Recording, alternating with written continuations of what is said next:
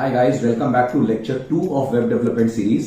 आज के इस वीडियो में हम बात करने वाले हैं HTML के बारे में। सुना तो बहुत होगा आपने, नाम तो सुना ही होगा, राइट? तो आज बात होगी HTML के फुल फॉर्म के बारे में, HTML की हिस्ट्री के बारे में, एंड मोस्ट इंपॉर्टेंटली जो मैं देखता हूं कई जगहों पर लोग मिस कर देते हैं, ये जो 4 लेटर है ना, इनका मतलब क्या होता है। फुल फॉर्म सबको पता है, but what is the meaning of hyper, what is text, what is markup, what is language, आज हम इनके बारे में भी जानेंगे। And at the end discuss करेंगे HTML के पेज का स्ट्रक्चर क्या होता है, क्या एक प्रॉपर तरीका होता है HTML पेज को बनाने का, और किस टैग का HTML में क्या मतलब होता है। So without any further ado, चलिए शुरू करते हैं लेक्चर 2 ऑफ द सीरीज। तो फ्रेंड्स चलिए शुरू करते हैं हमारा वेब डेवलपमेंट सीरीज का lecture number 2, right. Previous lecture में हम डिस्कस ऑलरेडी कर चुके हैं वेब डेवलपमेंट के बेसिक्स के बारे में, वेब डेवलपमेंट क्या है, उसमें कितने पार्ट्स होते हैं। अब आज हम फ्रंट एंड टेक्नोलॉजी का सबसे इंपॉर्टेंट पार्ट शुरू करेंगे, जो पहला बेसिक पार्ट है, and that is called as HTML, right. शुरुआत करते हैं आज के लेक्चर के एजेंडा के साथ। आज मैं आपसे HTML के बारे में 3 बातें करने वाला हूं। सबसे पहला पॉइंट जो हम डिस्कस करेंगे वो HTML का इंट्रोडक्शन होगा, राइट। उसके बाद हम बात करेंगे HTML कब बनी, किसने बनाई, जस्ट थोड़े से इंटरेस्ट के लिए, थोड़ी जनरल नॉलेज के लिए। और फिर मेनली हम बात करेंगे एक HTML पेज का बेसिक स्ट्रक्चर या डिजाइन क्या होता है। So without any further ado शुरू करते हैं हमारा पहला topic, and that is introduction to HTML। Friends, सबसे पहला दिमाग में आपके डाउट आएगा HTML अपने आप में क्या है। तो मैं आपको बता दूं, HTML का जो फुल फॉर्म है that is hypertext markup language. अभी 2 मिनट में मैं इसको डाइसेक्ट करके एक एक टर्म आपको समझाता हूं। पहले जनरल बात कर लेते हैं। सो HTML stands for hypertext markup language, और ये किसी भी वेब पेज का स्केलेटन, ढांचा बनाने वाली लैंग्वेज होती है। यानी जब भी हम कोई वेबसाइट बनाते हैं और उसके अंदर हम कोई वेब पेज डेवलप करते हैं, उस वेब पेज पे हमें जो कंटेंट दिखाना है फ्रेंड्स, वो कंटेंट डिजाइन करने के लिए हम जिस लैंग्वेज को यूज करते हैं उसको अपन लोग बोलते हैं HTML। ये तकरीबन वैसा ही है जैसा आप अगर एक घर बनाते हैं तो घर में कितने कमरे होंगे, किचन होगा, बाथरूम होगा, ये सारी चीजें आप डिजाइन करते हैं with the help of let's say home designer. वही चीज यहां पर हम करते हैं with the help of HTML। यानी अगर एक वेब पेज को एक घर मान लिया जाए तो उस घर के अंदर क्या क्या सेक्शन बनेंगे वो आप डिसाइड करते हैं with the help of HTML, जिसका फुल फॉर्म है हाइपरटेक्स्ट मार्कअप लैंग्वेज। और जैसा स्लाइड कह रही है, HTML हर वेबसाइट का बैकबोन है। समझिएगा, मतलब बैकएंड पे 10 तरह की टेक्नोलॉजीज यूज हो सकती है, लेकिन फ्रंट एंड पे जो 3 टेक्नोलॉजीज हैं उनका कोई ऑल्टरनेट नहीं है, HTML, CSS और जावास्क्रिप्ट। और HTML में से आपकी वेबसाइट का बैकबोन है, आपकी वेबसाइट का सबसे अहम पार्ट है, सबसे इंपॉर्टेंट सेक्शन, राइट। और one of the most easiest language we are learn करने की। ओके, तो अगर आपको कोई प्रायर नॉलेज प्रोग्रामिंग की नहीं है, you can very very easily start learning HTML। चलिए अब बात करते हैं फ्रेंड्स, इसको थोड़ा ब्रेकअप करते हैं। HTML, इन चारों को जरा सेपरेट सेपरेट करके अपन समझते हैं। तो फ्रेंड्स, HTML में जो पहला लेटर आ रहा है जिसका नाम है H, उसका फुल फॉर्म होता है हाइपर।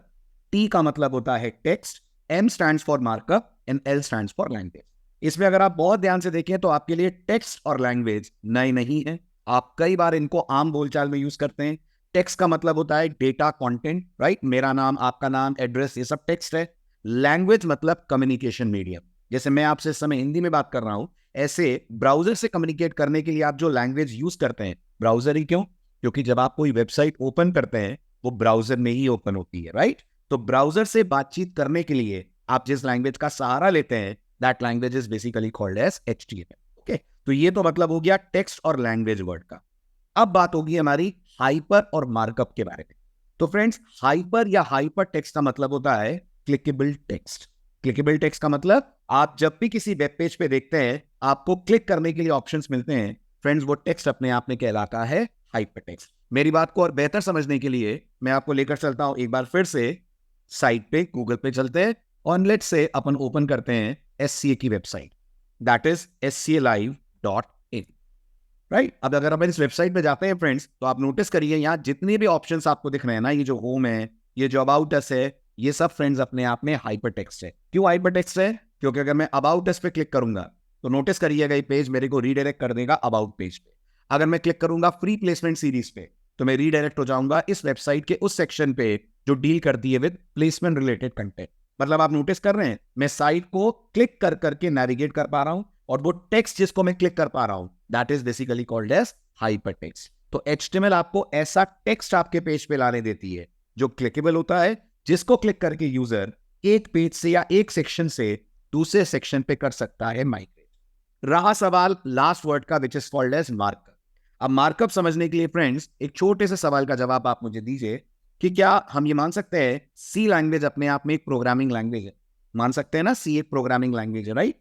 जैसे सी एक प्रोग्रामिंग लैंग्वेज है which is procedure oriented language, जैसे सी प्लस प्लस एक लैंग्वेज है which is object oriented language, ऐसे फ्रेंड्स एचटीएमएल अपने आप में एक लैंग्वेज है जो कैसी लैंग्वेज है? Which is a markup language. और मार्कअप वर्ड का मतलब क्या होता है? मार्कअप वर्ड का मतलब होता है ऐसा टेक्स्ट जो आप एंगुलर ब्रैकेट में लिखते हैं, जिसके अंदर कुछ कंटेंट होता है और ब्राउजर इस पर्टिकुलर टेक्स्ट के बेसिस पर कंटेंट को रेंडर करता है।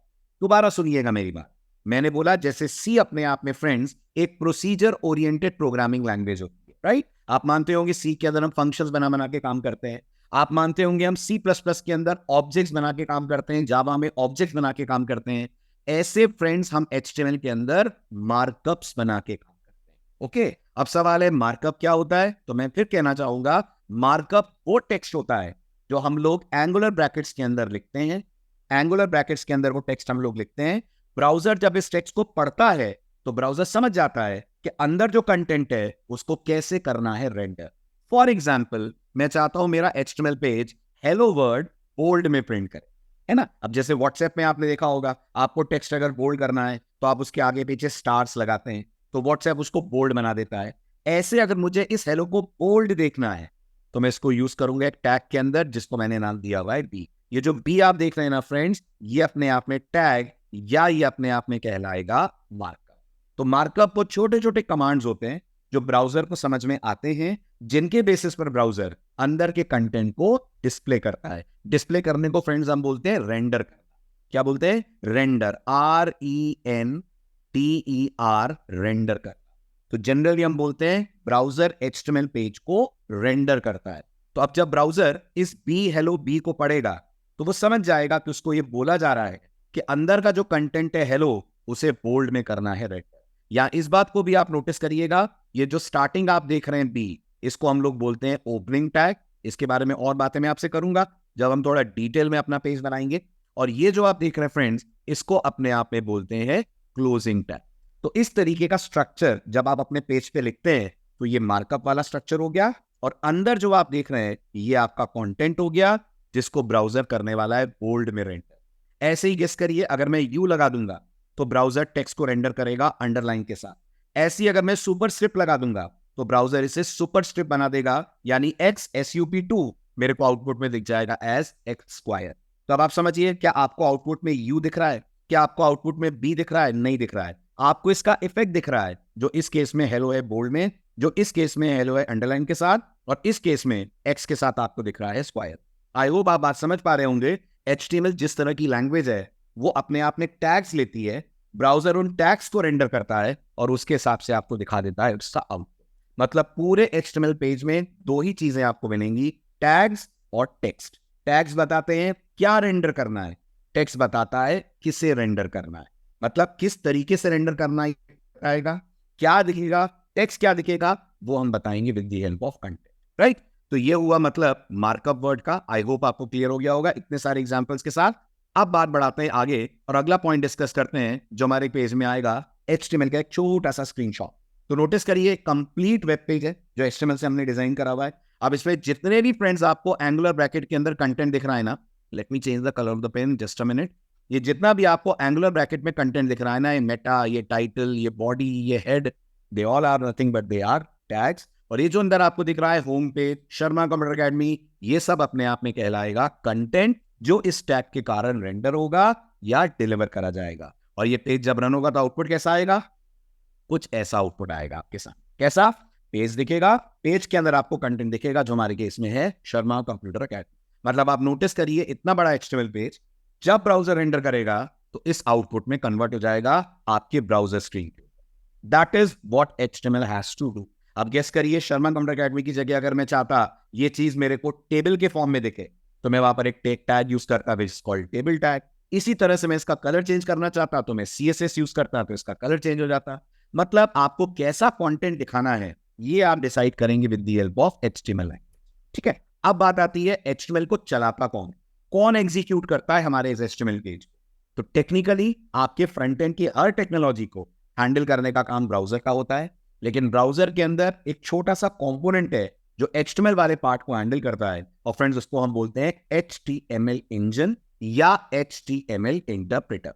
तो ये जो आपने अभी पेज देखा था ना, बड़ा वाला, जिसके अंदर खूब सारे टैग्स थे, वो जब ब्राउजर के पास जाएगा तो ब्राउजर का एक कंपोनेंट है विच इज कॉल्ड HTML इंजन, जो इस पर्टिकुलर पेज को करेगा रेंडर, जो इस पर्टिकुलर पेज को करेगा deliver. So who runs your HTML code? It's the browser's HTML interpreter which runs our HTML code. ठीक है, आप थोड़ी सी बोरिंग है, लेकिन जानना जरूरी है HTML की हिस्ट्री, HTML कब बनी, किन्होंने बनाई, और आज HTML किस स्टैंडर्ड को कर रही है फॉलो। तो फ्रेंड्स, HTML के जो फादर या डेवलपर हैं उनका नाम है Tim Berners-Lee. He is known as the father of HTML language, और इन्होंने HTML को डिजाइन करा था 1991 में, और टेक्निकली HTML उस काम के लिए नहीं यूज हुई थी जिस काम के लिए वो आज यूज हो रही है। ये ओरिजिनली बनी थी अमेरिका के डिफेंस लैब के अंदर यूज होने के लिए।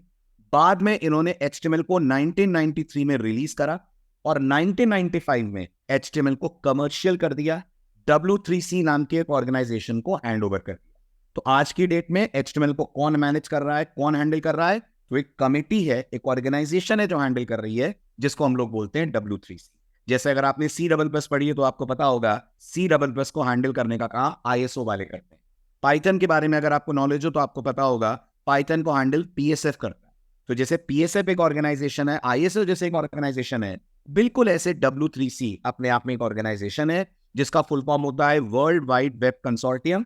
ये लोग HTML के स्टैंडर्ड्स बनाते हैं, गौर करिएगा, स्टैंडर्ड्स बनाते हैं, ये ब्राउजर नहीं बनाते हैं, और इन स्टैंडर्ड्स को इंप्लीमेंट करते हुए ब्राउजर्स बनाते हैं HTML का इंटरप्रेटर या HTML का इंजन। फॉर एग्जाम्पल, W3C ने कहा P टैग होना चाहिए जो टेक्स्ट को बोल्ड करे, ये स्टैंडर्ड है। ब्राउजर्स ने इसको माना और उन्होंने अपने इंटरप्रेटर के अंदर एक कमांड डाला कि अगर उसको B और हेलो दिखे तो वो हेलो को रेंडर करे in bold. So W3C designs a standard and browsers they design the implementation of those standards, right. अब फ्रेंड्स, HTML का जो 100% सपोर्टेड वर्जन आया था वो आया था 1999 में, और उसका नाम था HTML 4.0। 100% मैं इसलिए बोल रहा हूं क्योंकि ये जो HTML है ये अलग अलग ब्राउजर अपने अपने तरीके से भी रेंडर करता है। मैक्सिमम टैग सेम रहते हैं, लेकिन कुछ केसेस में rendering browser to browser vary कर जाती है, खास तौर पे फ्रेंड्स तब जब हम लोग यूज कर रहे होते हैं HTML का latest version which is HTML5। HTML5 का प्रिसाइज वर्जन अगर मैं बोलूं तो इस समय मार्केट में HTML 5.3 चल रहा है, जो 2021 टू बी वेरी प्रिसाइज जनवरी 2021 में लॉन्च करा गया था, और आज तक टिल डेट उसको HTML का लेटेस्ट वर्जन माना जाता है। बट इसमें छोटी सी प्रॉब्लम ये है कि हर ब्राउजर HTML5 के हर टैग या स्टैंडर्ड को 100% सपोर्ट नहीं करता है। सुनिएगा मेरी बात गौर से, या बहुत कम लैंग्वेजेस में सुनते होंगे कि लैंग्वेज का कोई वर्जन 100% सपोर्टेड नहीं, बट HTML के साथ ऐसा है। W3C ने जो स्टैंडर्ड्स बनाए, every browser of the world उसे 100% सपोर्ट नहीं देता है। 100% सपोर्टेड जो वर्जन था वो था HTML 4.01। आज का जो वर्जन HTML5 है, some browsers support some of the tags, some browsers do not support those tags. इस बात को और डिटेल में जानने के लिए let's visit a website, a very very common website जिस पे आपको ये चीजें देखने को मिलेंगी। So let's open a website called HTML5test.com।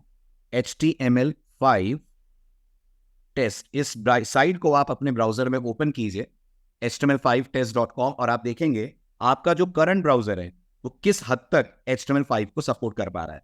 Friends, as you can see my current browser is Chrome, और क्रोम सपोर्ट कर पा रहा है up till 476 points out of how much, out of 555 points. थोड़ा सा आप नीचे स्क्रॉल डाउन करेंगे तो आपको और डिटेल मिलेंगी। कुछ चीजों के आगे आपको टिक मिलेगा, कुछ चीजों के आगे फ्रेंड्स आपको क्रॉस मिलेगा। क्रॉस का मतलब क्या हुआ कि इस वक्त क्रोम इस फीचर को सपोर्ट नहीं कर रहा है, और यही चीज अगर आप मोजिला में ओपन करके देखेंगे आपको कुछ अलग मार्क्स दिखेंगे, कुछ अलग नंबर दिखेंगे, एज में करेंगे कुछ आपको अलग नंबर दिखेंगे, राइट। इसलिए जब हम HTML5 पढ़ते हैं, कहीं कहीं पर आप देखिएगा जो आउटपुट आएगा वो एक ब्राउजर से दूसरे ब्राउजर में बहुत ज्यादा नहीं लेकिन हल्का सा वेरी करेगा। तो मैं पढ़ाते वक्त इन चीजों को भी आपके नोटिस में डालूंगा कि ये पर्टिकुलर टैग इस ब्राउजर पे ऐसा, इस ब्राउजर पे ऐसा बिहेव करेगा। ये छोटी सी लेकिन इंपॉर्टेंट रिस्पॉन्सिबिलिटी होती है एक HTML डेवलपर की कि वो जब भी कोड लिखे, जब भी कोड डिजाइन करे, वो इस बात का ख्याल रखे कि उसका जो कोड है वो अक्रॉस एवरी ब्राउजर 100% चलना चाहिए, 100% सपोर्टेड होना चाहिए, राइट। वेरी, चलिए आगे बढ़ते हैं। अब बात करते हैं अगले इंपॉर्टेंट पॉइंट की, और वो है HTML के बारे में एक बहुत जरूरी बात। क्योंकि आप सब थोड़ी बहुत प्रोग्रामिंग जानते होंगे, तो आपने सुना होगा मैक्सिमम लैंग्वेजेस जो वर्ल्ड में है वो केस सेंसिटिव लैंग्वेज। लेकिन फ्रेंड्स, HTML अपने आप में एक नॉन केस सेंसिटिव लैंग्वेज। जब मैं नॉन केस सेंसिटिव कह रहा हूं तो मेरा मतलब यह है कि मैं बी ऐसे लिख दूं फॉलोड बाय हेलो, या मैं इस बी को ऐसे लिख दूं फॉलोड बाय हेलो। ब्राउजर को कोई फर्क नहीं पड़ता, ब्राउजर के लिए दोनों बी अपने आप में बिल्कुल सेम है। फिर भी हम लोग कोशिश ये करेंगे कि जब हम अपना पेज डिजाइन करें, जब हम HTML का कोड लिखें, तो टैग्स लोअर केस में ही लिखें।